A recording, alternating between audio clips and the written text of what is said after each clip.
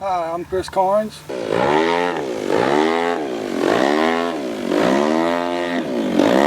I'm Austin. I usually fuel the plane and help put it together.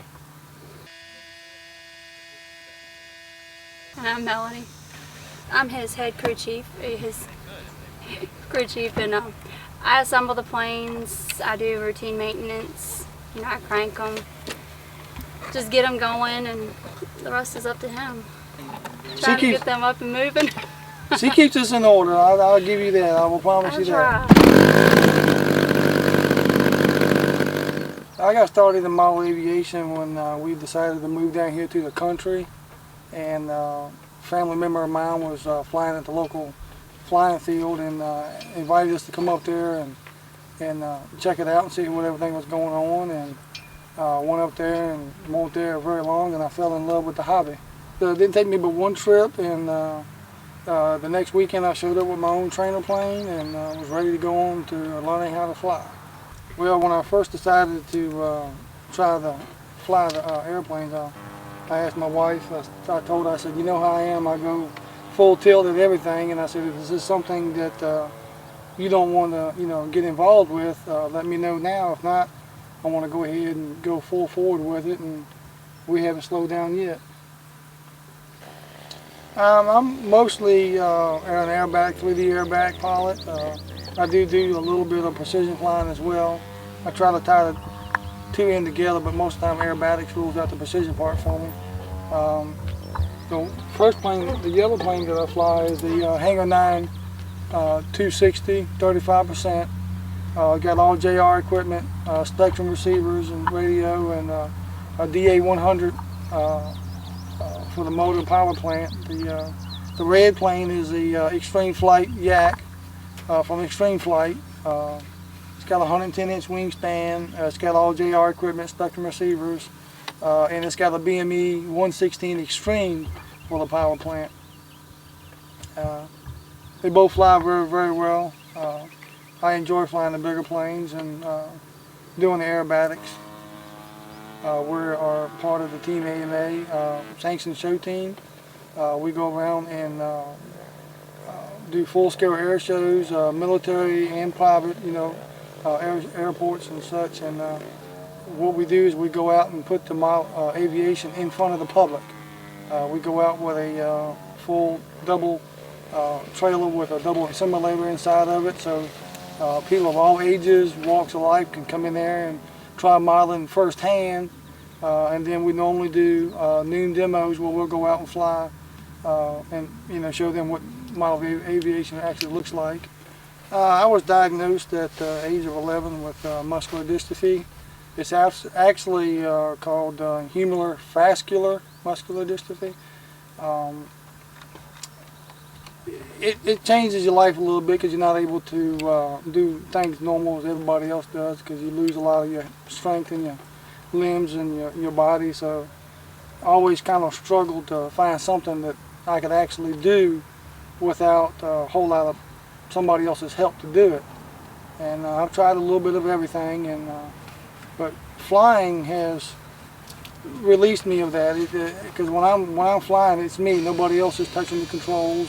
So it's all me, nobody else. So if it's my mistake, it's my mistake, and it's helped me mentally and physically come more peace at myself about my disability and the way I do things.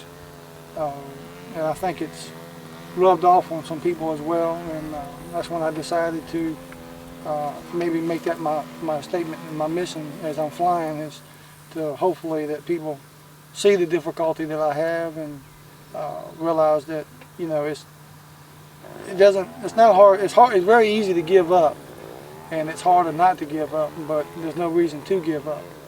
The best way to explain it, there's always somebody in a worse situation than you are. So always look to the positives, and But flying has changed my life, I think, in the last 5 years, and it's taken us places that we probably wouldn't have gone. Mr. and Mrs. White from Arkansas, they're also modelers as well, and AMA members. He had received the Model Aviation magazine, and had seen the article that Model Aviation had done on me when we was at E-Fest.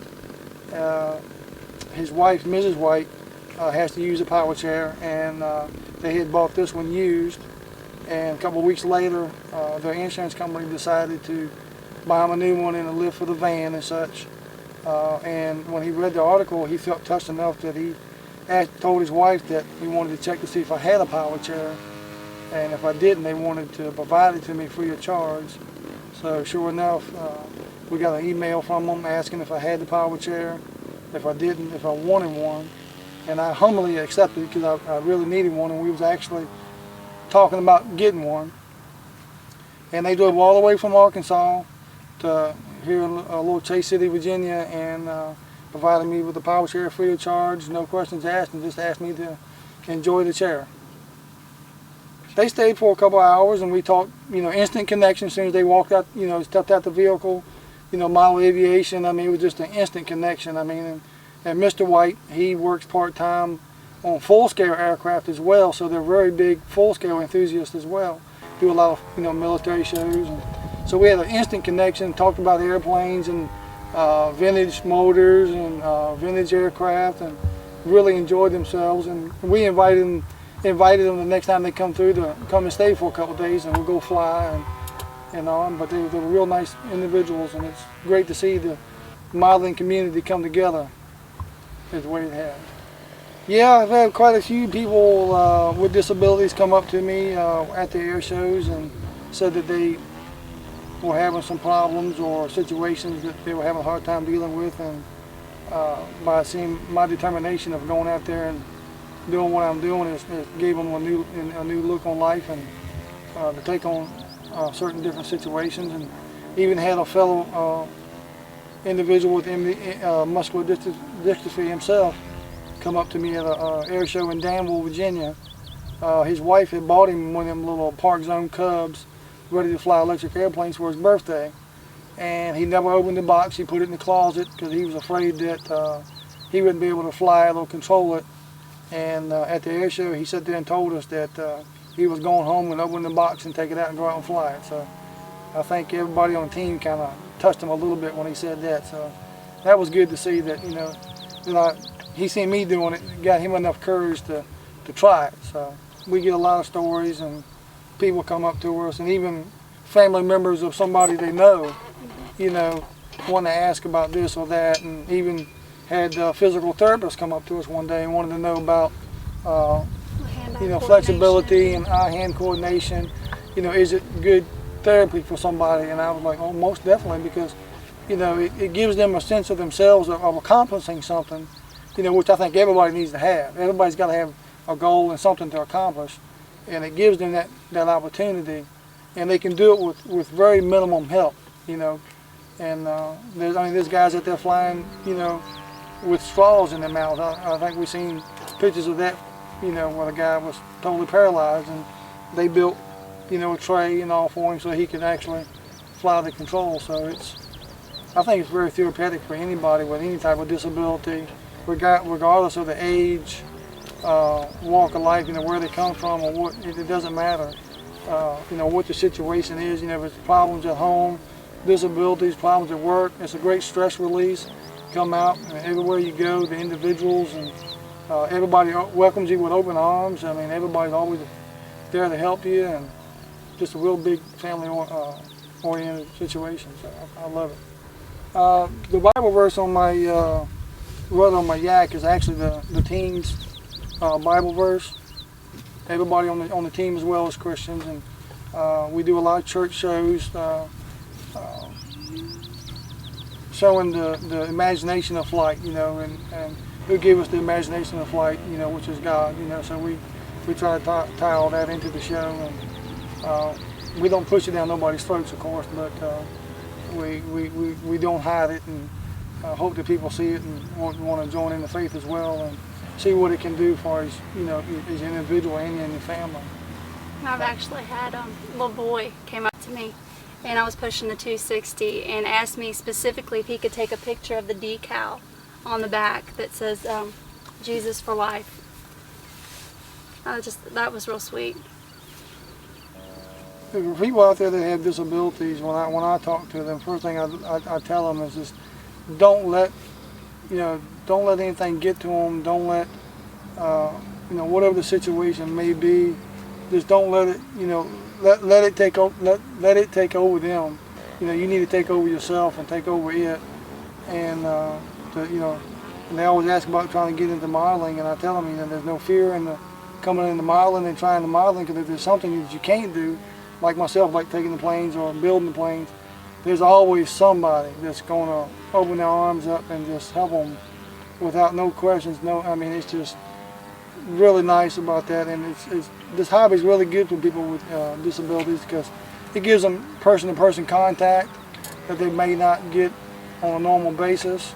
It gives them the self-assurance that they can actually complete something and do something, on their own with a little bit of minimum help.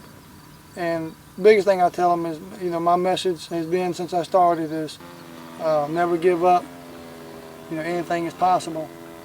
I wouldn't say walking proof, but I'm rolling proof that anything is possible. And you just got to believe in yourself and keep your faith, and just try to help others, and others will help you. Well, your question earlier about him coming home and asking us, it's never him coming home, because we're always together. So the first day at the flying field, we were together. We went and looked at the airplane, the trainer he wanted to buy together, and I think it's always been the three of us, and it's kept us together as a family. And attitudes and things, from before then, world of difference. We're so much closer as a family. For the most part, we get along a lot more, especially raising a teenager, but having him with us, not have to worry about what he's doing, because he's doing what we're doing, and hopefully enjoying it. I have nothing but the highest regards for the hobby and the people in it. Academy of Model Aeronautics is a great organization. I'm proud to be a part of that and being a part of a sanctioned show team with them. They got a great website, great information for individuals to find local clubs and in their area, and all kinds of information about flying, and links to all other kinds of type of websites. Everybody at AMA that I've ever met, which has been a pretty good number of everybody up there, is just super nice, wonderful people. Do anything for anybody in the hobby, and they're on strides to make the modeling more popular and more accessible to people that don't know about it. They're really working hands over fist, keeping the modeling association, model flying, going for us, and working real hard for us with everything else.